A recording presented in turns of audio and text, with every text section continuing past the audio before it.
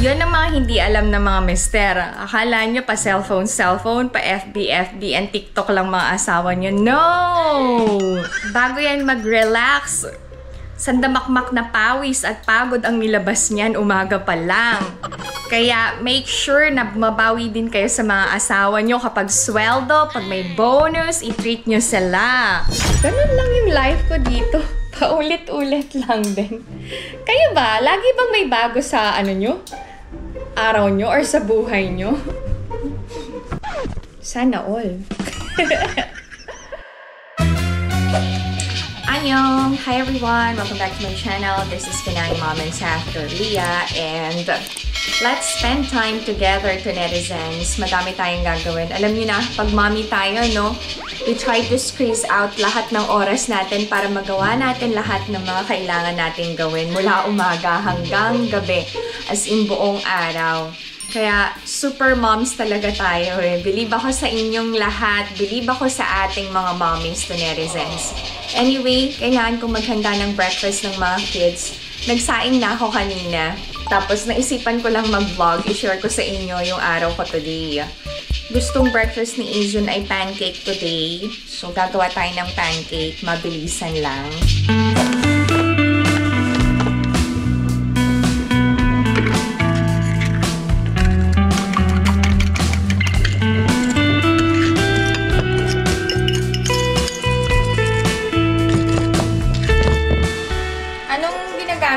Sa pancake nyo, butter ba or mantika? Since available ang butter na lang.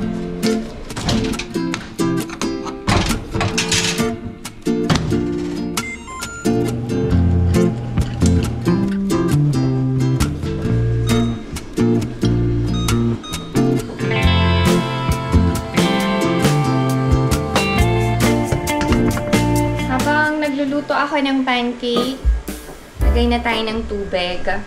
Ay, nako, si Izun, nawala niya yung Starbucks na regalo ni Stal. Ay, sorry, Stal.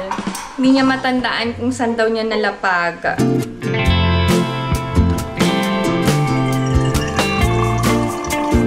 Kakapaderma ko lang kahapon and nakakatuwa kasi ang session ko sa dermatologist twice a month.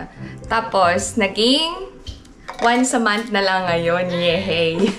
Masakit din kasi sa mukha kapag piniprik-prik and nagle-laser. Tapos magkano yung session ko na yon? Wait lang. Check natin ang pancake. Flip natin. Ay, nasunog. Shocks.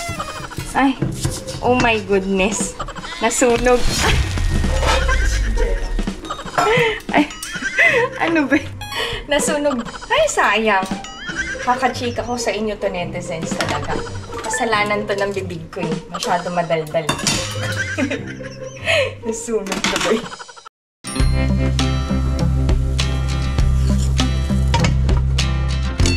Okay naman to, okay.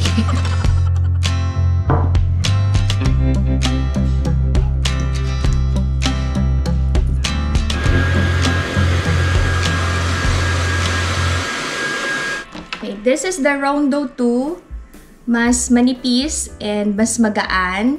Rechargeable na to. Ang ginagamit na lotion ni Izun, Dermocare. Ina-apply ko lang siya sa part na madalas pagpawisan. Mabango ba to? Hindi maganda yung amoy niya. Si Maika nagbigay ng medyas na to. Ba't ba ako nagsusuot ng medyas mo, anak? Ikaw na nga, baby. Baby ka pa? Ikaw na. Oh.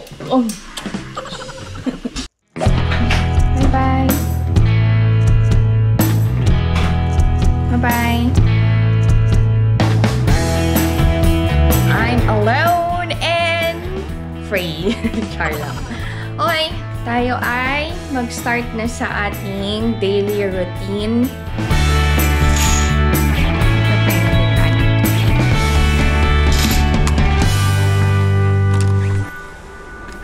Nagpalit na ako ng bed sheets eh.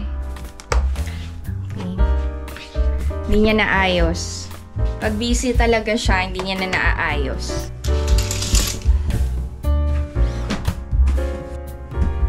Manipis na ang kumot kasi mainit na.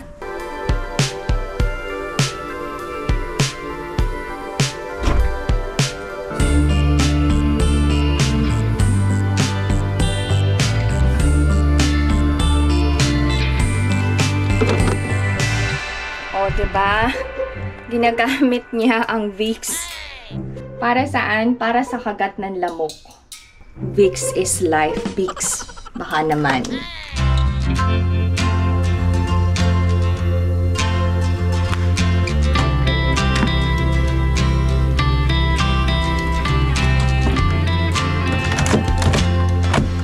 Hindi ko pa napapalitan yung bed ni Ijun.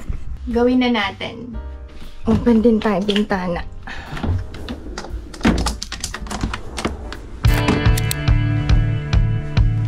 Grabe, nung umaga pa lang, ubos na ang ating energy.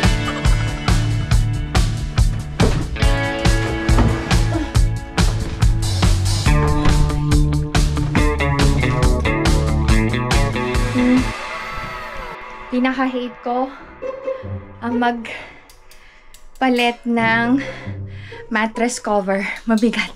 Nahingal ako.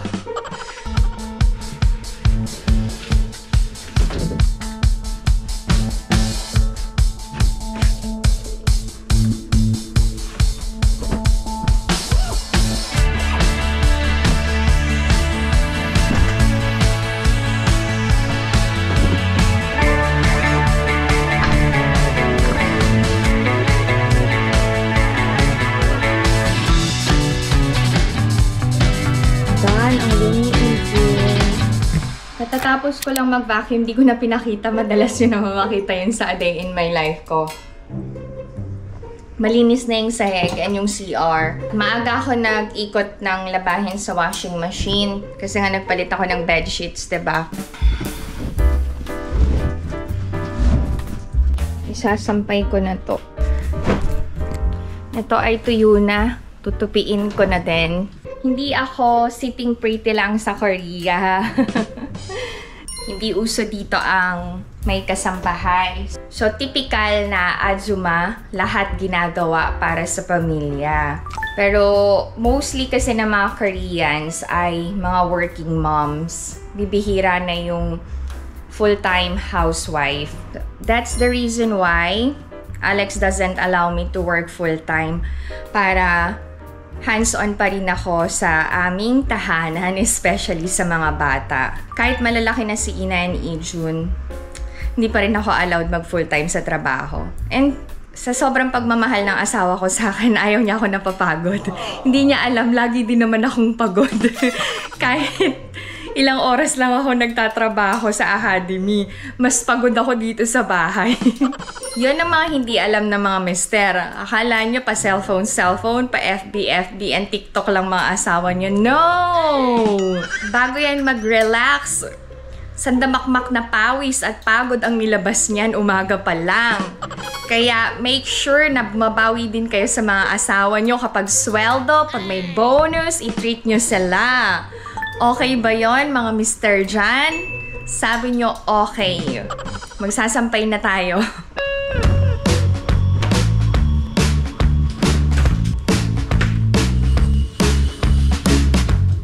Tapos ito, sa veranda ko, isasampay. May isasampay ako mamaya sa likuran eh. Yung kurtina ni Ina, nilaban ko na din. Kasi pink yung bedsheet niya. So, pink din yung cortina. Hindi ko matapon kasi sayang naman. Ayaw na ni Ina ng pink. Sabi ko, pagtsagaan niya na lang, magpapalit naman kami ng gamit by next year siguro. Kasi pareho na silang middle school student ng brother niya. So, hindi na pwedeng mga pambata na gamit. Kumain na ba ako? Hindi pa ako makain. Busog pa ako. Maya-maya, pag natapos ko na yung gawain ko. Kailangan ko nang iligpit to kasi pang spring tong beddings. Masyado tong makapal para sa summer. maganda na nakakapagod ang may 4 seasons. Siyempre, ang kagandahan ng 4 seasons, you get to experience different seasons in a year. Nandyan yung snow, yung pag-bloom ng mga flowers, yung autumn foliage, and yung summer heat. Pero nakakapagod. Lalo na kapag madami kayo sa pamilya. Kasi ang dami mong liligpitin na gamit.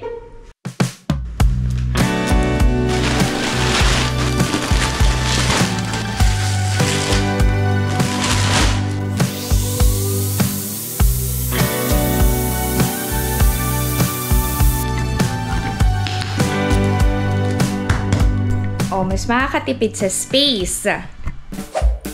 Rest time ko ang tupi time. Kasi nakaupo na ako. After ko magtupi, kakain na ako. Very routinary ang life ko sa Korea. But, I always make sure na meron akong time to enjoy myself. So, yun yung pumupunta ako sa coffee shop. Enjoy ko yung favorite drink ko na grapefruit aid. Kakain ako ng something sweet. Or magsha-shopping ako para sa bahay or para sa sarili ko and sa mga bata. Tapos after ng me time ko, back to reality. Asikasuhin ko na naman ang aming tahanan. Ganun lang yung life ko dito. Paulit-ulit lang din. Kayo ba? Lagi bang may bago sa nyo? Araw nyo or sa buhay nyo? Sana all. Nakakatawa pala. If you could remember yung video ko na nagsukat ako ng green dress para sa birthday ko. Binili ko yon kasi nagandahan ako. And very in yung color na green ngayon. Lalong-lalo na yung combination ng green and white. Tapos, may nag-comment, para daw Girl Scout. Oo nga, no? Ganun yung uniform ng pang Girl Scout. Ganun yung color. Eh, kasi naman, wala namang Girl Scout dito sa Korea. So, hindi ko siya naisip. Ang pambansang Girl Scout ng Korea. Gamitin ko na lang, pang pasyal. Or pang DIY photoshoot. Pwede ko rin palang pamasok. Kayo talaga to, netizens. Ang hilig yung manukso. Matawa naman ako. Kakaloka. Girl Scout. Ang babaw. Natatawa ako eh. Sorry. Yung TV namin, hindi pa napapalitan. Bakit? Wala kaming pambili. Char lang. Then, kailan ba? Nung nalaman ni Alex na sira na ang TV, nag-order na siya kagad. Tapos one day before i-deliver yung TV, tumawag yung mag-i-install. Sinabi niya na yung size na binili is hindi pwedeng ihang sa wall. Stand lang. Eh, ang na-order ni Alex ay yung sa wall. So, walang stand. Sabi ni Alex, o sige, pwede na lang yung stand, wag nang ikabit sa wall. Sabi nung nag-i-install, hindi pwede yung ganon. Kasi ang in-order ay pang wall. So, kailangan namin i-cancel yung order, tapos mag-order ulit. So, na-bad trip si Alex. Sabi niya, saan na nga lang bumili ng TV? Sabi ko, it's okay kasi may tablets and notebooks ang mga kids. Ang tawag kasi sa laptop dito, notebook. So, parang di naman namin kailangan ng TV talaga. Pero syempre, iba pa rin kapag nanonood ka sa malaki yung screen. Feel na feel mo. Pero hindi kalakihan yung TV namin eh. Ngayon. Pero okay lang, sira na din naman.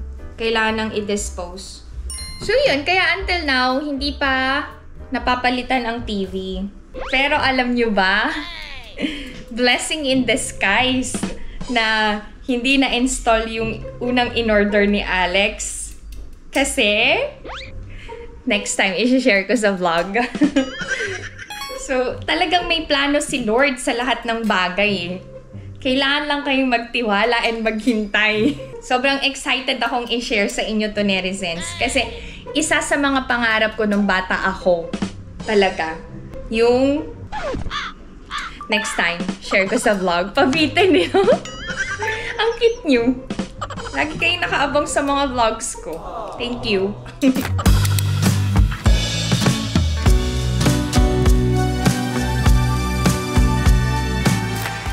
Papalitan ko yung nakahang na display sa wall ni Aging. Kasi blue yung bedsheet niya. So, blue din yung papalit ko.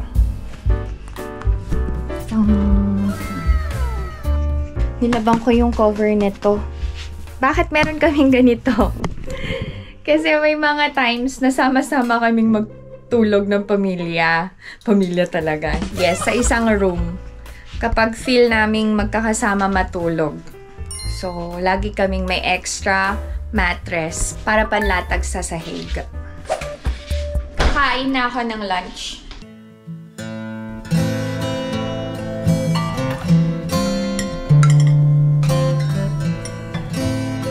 Simple dish lang. Ito ang aking lunch. Side dishes. Syempre ang kim, rice. Wala nang sabaw eh, naubos na. So, okay na tong lunch ko. Kain tayo. Pag tumira ka sa Korea, matututo ka talagang kumain ng gulay. And yung mga maanghang. Mahilig kayo sa karne. Ako kasi hindi. Pero mas gusto ko na lang na ano, puro side dishes and rice yung kinakain. Ay, sarap ng pakiramdam ko. Malinis and maayos yung bahay. Tapos na yung gawain ko. Sasampay ko na lang yung cortina na nilabhan ko. Pero hindi pa tapos araw ko with you to netizens, ha? Samahan niyo pa ako. Kain lang muna ako, ha? Diyan lang kayo. After mag-lunch, maglalagay ako ng sintas ng sapatos. Tapos, prepare na din ako for work.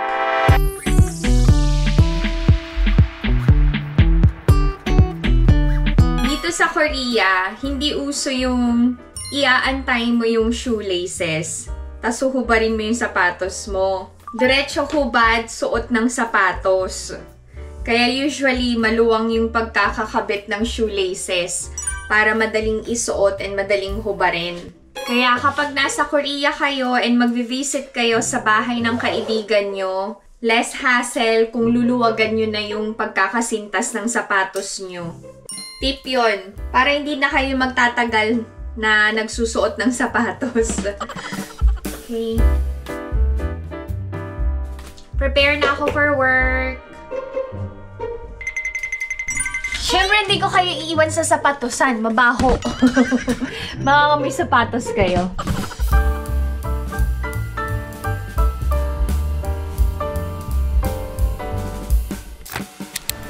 We're gonna go to work today. Casual tayo today. Let's go.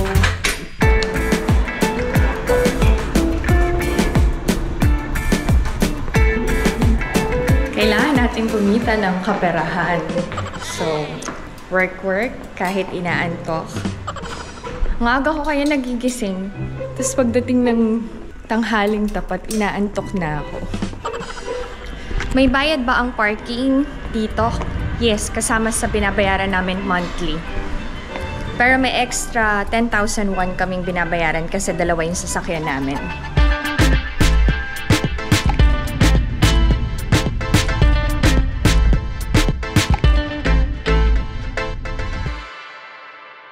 Si Kia yung ginagamit ko pang service sa trabaho kasi tipid to sa gas.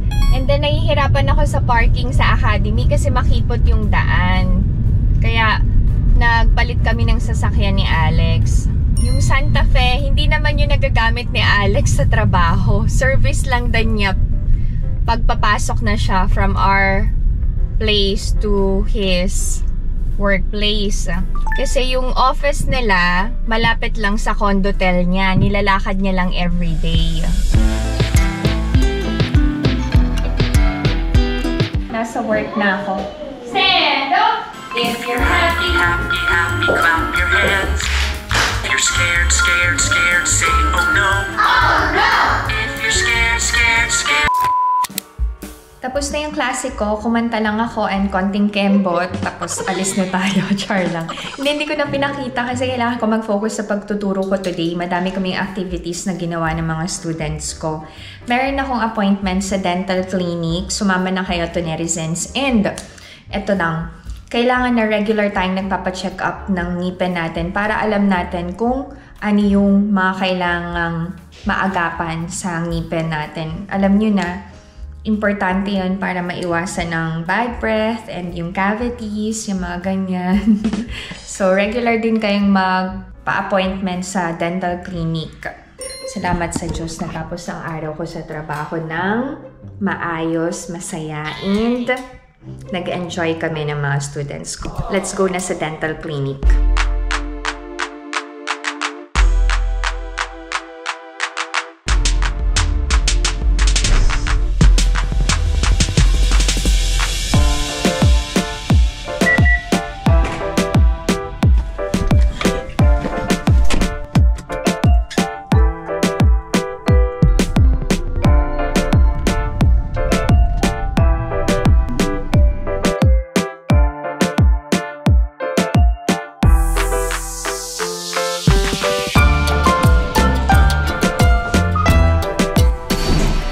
Nakasalubong ko yung may-ari ng Math Academy nila Ina. Pag may nakasalubong, nakakilala dito sa South Korea, usually we only say annyeonghaseyo tapos wala nang chika-chika, bye-bye na lang.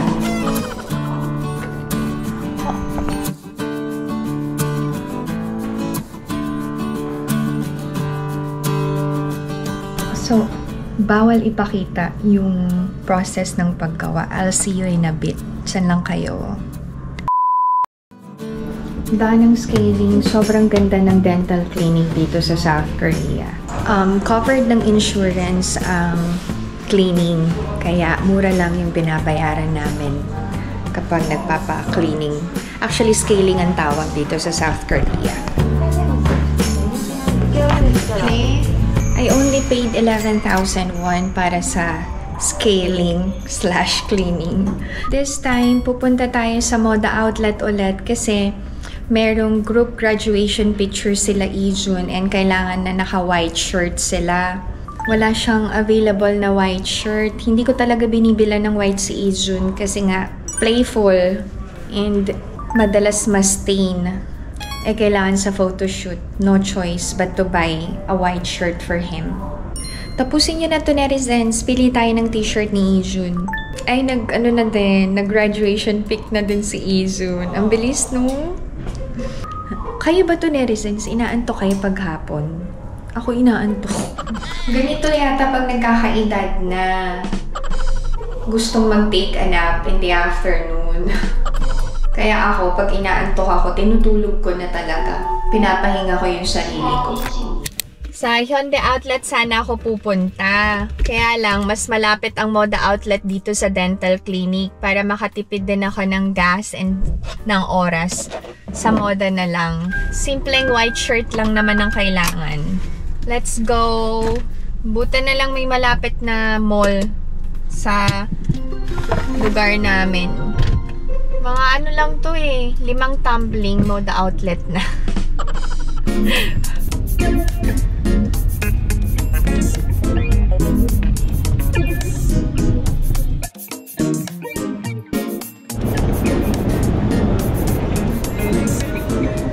Kasi lang na. Annyeonghaseyo.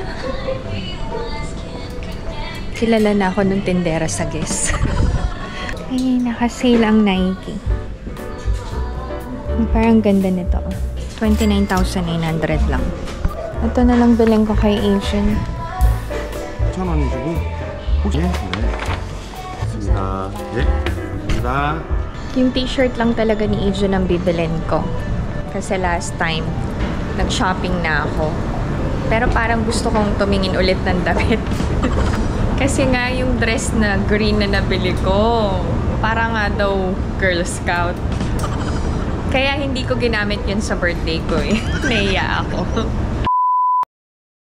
Thank you Lord, natapos na din lahat ng kailangan kong tapusin ngayong araw na to. And thank you so much sa pagsama sa akin to netizens. Hindi ako naboboard talaga kapag kausap ko kaya and nafe-feel ko yung presence nyo kahit virtual tayong magkasama. Uuwi na ako. If you enjoyed watching this video and new to my channel, please consider subscribing, like, and share Pinay Mom in South Korea.